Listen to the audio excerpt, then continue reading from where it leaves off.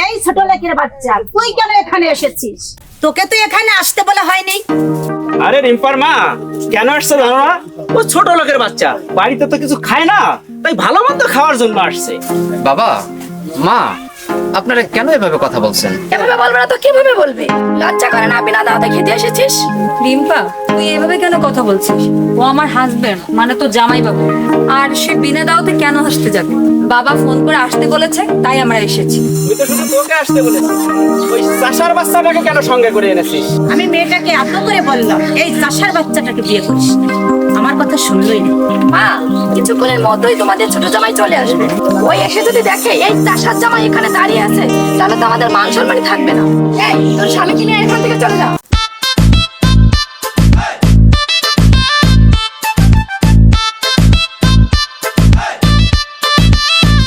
কেমন আছো বাবা? হ্যাঁ মা, ভালো আছি। আপনারা ভালো আছেন তো? হ্যাঁ, ভালো আছি। আরে আমি কাকে দেখছি? বলো দুলা ভাইজি, কখন আসছেন? আপনারা ভালো আছেন? আমি ভালো আছি। তুমি কেমন আছো ভাই? মাকে না চলে যেতে বললাম, এখনো নির্লজ্জের মতো দাঁড়িয়ে আছো কেন?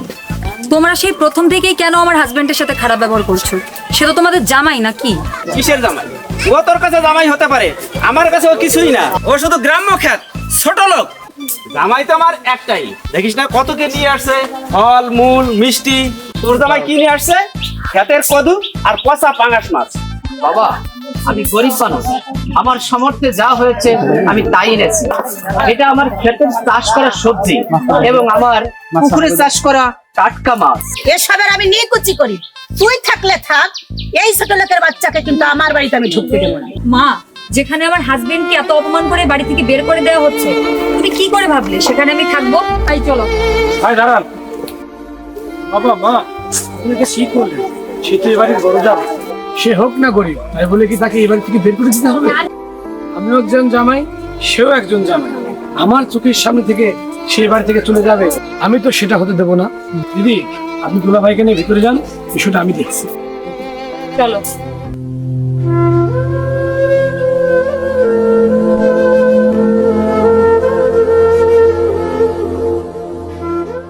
তুমি এটা কি করলে? তুমি খুব ভালো করেই জানো ওই চাষার বাচ্চাকে আমি, আমার মা, বাবা আমরা কেউ পছন্দ করি না। তারপরে ওই চাষার বাচ্চাকে বাড়িতে ঢুকালে। আরে শত্রুকে কেউ হাতের কাছে পেয়ে ছেড়ে দেয়? ওর আসল মজাটা দেখুন। এটাকেই বলে কাটা দিয়ে কাটা দিলাম, বুঝেছেন মা? আহ, আমার ছোট বাবাজির মাথায় যে অনেক বুদ্ধি। চলো বাবা, চলো এবার বাড়ির ভিতর চলো।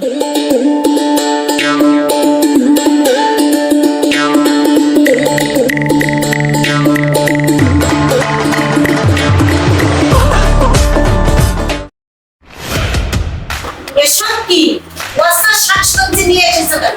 সি সি সি, এতবার অপমান করার পরেও তুমি আবার সেই পচা শাকসবজি নিয়ে এসেছো? থাক বাবা, যার কোনো লজ্জা শরম নাই তাকে ধরনের কথা বলে কোনো লাভ নেই। যাই হোক বাবা, আমরা এখানে এসেছি দুদিন ধরে। তুমি না বলেছিলে কি একটা ইম্পর্টেন্ট কথা বলবে? ও আচ্ছা, আমি তোদের যে কারণে এখানে আসতে বলেছিলাম। হ্যাঁ বাবা, বলুন। খুবই দুঃখের সঙ্গে বলতে হচ্ছে বাবা, আমার ব্যবসার লসের কারণে অনেক টাকা ব্যাংকে দেনা হয়ে গেছি। আর সেই ঋণের কারণে আমার বিষয় সম্পত্তি যা কিছু আছে ব্যাংক সব নিলামে উঠাচ্ছে। আমি বলি কি বাবা, ওই টাকাগুলো ব্যাংকে দিয়ে আমার বিষয় সম্পত্তি তুমি তোমার নামে লিখে নাও।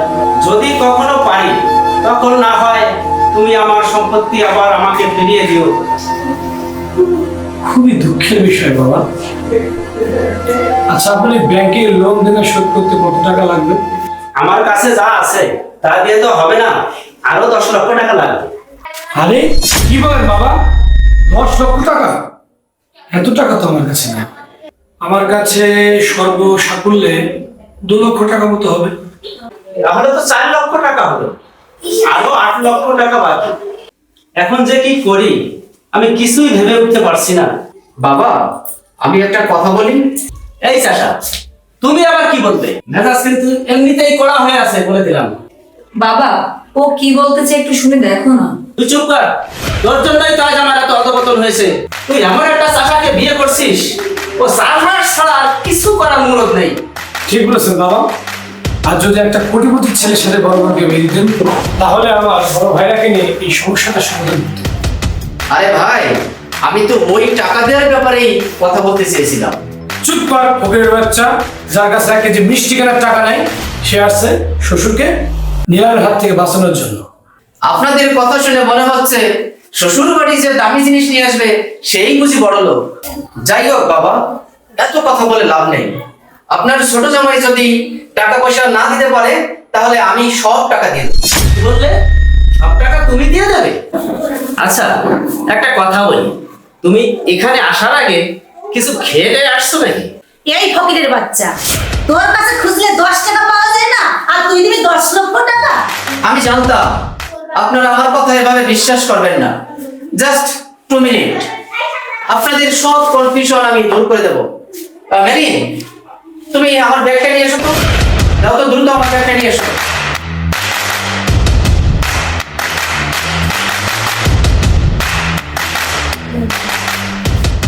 এই ব্যাগের ভিতর এমন কি আছে যে তুমি নিয়ে আসতে বললে? কি আর হবে বাবা, হয়তো ওর ক্ষেত থেকে আদা, পেঁয়াজ, রসুন আনছে। এছাড়া কি যোগ্যতা আছে? এটা খুললেই বোঝা যাবে কার যোগ্যতা কতটুকু।